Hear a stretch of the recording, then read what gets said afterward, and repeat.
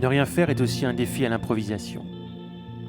Car le rien faisant n'est pas seul au monde.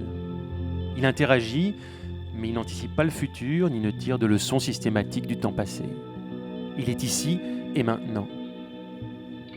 C'est bien l'attitude de l'improvisateur, oreille ouverte, se laissant traverser par le mouvement alentour. Tout cela quand même en fonction de la présence et du corps de l'autre. Un être là, un être présent qui ne serait pas le même la veille ou le lendemain, ou sous une autre météo. L'absence d'action est faite pour nettoyer l'individu d'un objectif mental trop immédiat, d'un plan, d'un pattern, comme on dit en anglais, qui se traduit par patron. Soyons honnêtes, en tant que rien faisant, on atteint ce degré de virtuosité qu'après un certain nombre d'années de pratique, quand on débute dans l'art de ne rien faire, dans les premiers temps, on ne fait rien tout bêtement. Bien plus tard, à force d'affinement, de précision du geste, d'attention à la brise alentour, de sensibilité qu'on aura enfin eu le temps de développer, cela prend une autre tournure, parfois majestueuse. Alors on ne fait rien, mais avec panache. Ne rien faire est affaire de sensibilité. L'activité organisée pousse à passer au papier de verre le relief de nos différences personnelles. Car ensemble, il faut converger. Alors que s'abandonner à ne rien faire a tout du taille-crayon. Voilà votre oreille qui se dirige vers l'intérieur, vers nos aspirations, nos réactions, nos petits battements.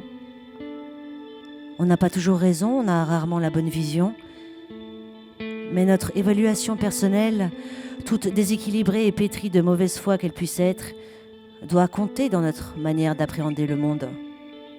Tout à chacun se fabrique un mécano à sa mesure qui fait le pont fragile entre d'une part cette sensibilité consciente et d'autre part la masse objective de son environnement. On conviendra que l'époque privilégie cette dernière, héroïne à 1000 têtes, des pushs sur nos téléphones et des chaînes d'information continues qui donnent sa forme à l'univers. Dans cette tension contradictoire, ne rien faire rend du terrain à l'individu, à nous.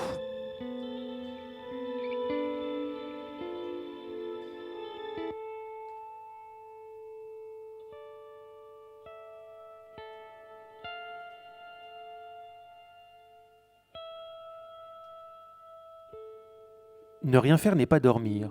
Beaucoup de débutants font cette erreur. La nuit réparatrice est une nécessité dont seul un faible pourcentage de la population peut se passer. Le sommeil est relativement partagé par tout le monde. Les notions d'activité, de travail, de projet ne sont pas exclusives du repos. Cependant, notons-le, la phase de la grasse matinée est inscrite dans le camp qui est le nôtre. C'est dormir sans dormir. En ce domaine comme en d'autres, il convient rapidement de se débarrasser de toute notion de culpabilité. Une fois le mauvais sentiment passé, bien volontiers, on se rendort, bercé par le bruit des métros bondés qui passent sous nos fenêtres. Si ne rien faire n'est pas dormir, c'est quand même parfois se rendormir. Entendons-nous bien, ne rien faire est une affaire de résistance, et notamment de résistance à l'air ambiant. Rappelons-nous cet homme politique, à moins qu'ils ne fussent plusieurs, voire nombreux, qui affirmaient que l'Agence pour l'emploi conseille aux chômeurs de profiter de la vie plutôt que de chercher un travail. L'analyse est d'une synthèse remarquable, séparant d'une frontière infranchissable la bonne vie, ample et déliée, et le travail.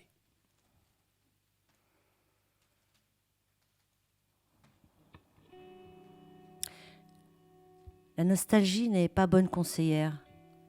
Et l'idée même d'âge d'or était nettement mieux avant. Cependant, il convient de constater qu'à une époque de plus en plus lointaine et floue, percluse d'anomalies et de recoins, comme une enfance artisanale de notre âge technologique, il semblait plus simple de ne rien faire officiellement. Une open oisiveté, comme on le dit aujourd'hui, des logiciels libres, améliorables et partageables par chacun. Souvenons-nous ainsi de cet individu qui avait réussi à obtenir un bureau et une ligne téléphonique dans une grande institution française au début des années 70, alors qu'il ne dépendait d'aucun service. Et s'il ne s'était pas dénoncé lui-même, il y serait peut-être encore, les deux pieds sur le bureau. Les placards étaient multiples. L'argent ne coûtait rien, ou peu s'en faut. On distribuait des sandwichs au pâté dans les rues. Les cigarettes étaient sans douleur. On considérait le cholestérol comme une qualité et la Citroën CX comme un animal domestique affectueux. Et quand on parle aujourd'hui de cette époque disparue, ça sent l'amiante, les peintures de Vasarely, le papier peint orange, la tour Montparnasse, la dalle de la Pardieu, les rêves en béton et les pots d'échappement. Les années 70 ont un charme qui est loin de s'effacer à mesure qu'on s'enfonce dans le 21e siècle. On se figure un ne rien faire artistique et ludique que le besoin poussait à rompre quelques semaines ou quelques mois, le temps d'un emploi subalterne trouvé en 2 coups de cuillère à peau dans les petites annonces du Figaro ou de Paris Boom Boom. Et puis la crise pétrolière est passée par là, et avec elle la chasse au gaspille, expression d'époque. On a serré les ceintures, les gorges, les emplois du temps, et on a réduit la durée du tour du cadran de la montre.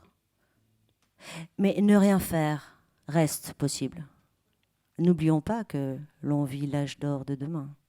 Ne rien faire aujourd'hui implique des jeux de pistes de plus en plus complexes, sans doute des applications payantes sur notre téléphone, voire des bacs-chiches aux sous-directeurs et autres responsables intermédiaires. Le parfum n'est plus le même, mais la poésie n'est pas loin. Car si l'on doit bien finir par s'avouer que l'entreprise ingrate laisse de moins en moins de place aux paresseux, il faut désormais faire preuve d'ingéniosité, d'inventivité, élaborer des tactiques, un autre lien à l'imaginaire, pour véritablement ne rien faire. C'est donc du boulot. On n'a rien sans rien, surtout quand on ne vise rien.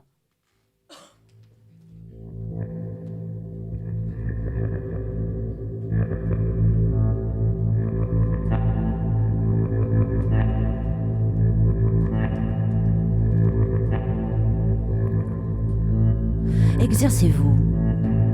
Prenez votre voiture, faites le chemin quotidien le plus routinier possible. Une fois arrivé au but, celui qui est inscrit jusque dans vos gestes, continuez votre chemin. Si vous êtes en bus, ne descendez pas. Si vous êtes en métro, descendez parce que vous aurez besoin de voir par la fenêtre. Une fois dépassé l'étape prévue, celle-ci s'éloigne derrière vous jusqu'à disparaître après la ligne d'horizon.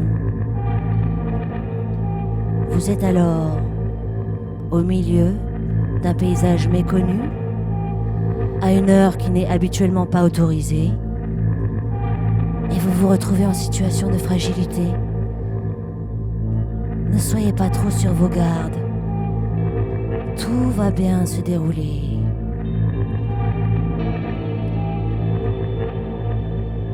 Vous venez d'élargir l'écran. Au moment où vous auriez dû arrêter le moteur, descendre du bus, sortir les bonnes clés ou le bon badge face aux bonnes portes, vous ne l'avez pas fait. Vous n'avez rien fait. En conséquence, un petit endroit résonne manifestement de votre absence et tout le reste fait écho à votre présence. Vous avez perturbé un équilibre. Quelque chose va se passer. Vous venez de vous échapper.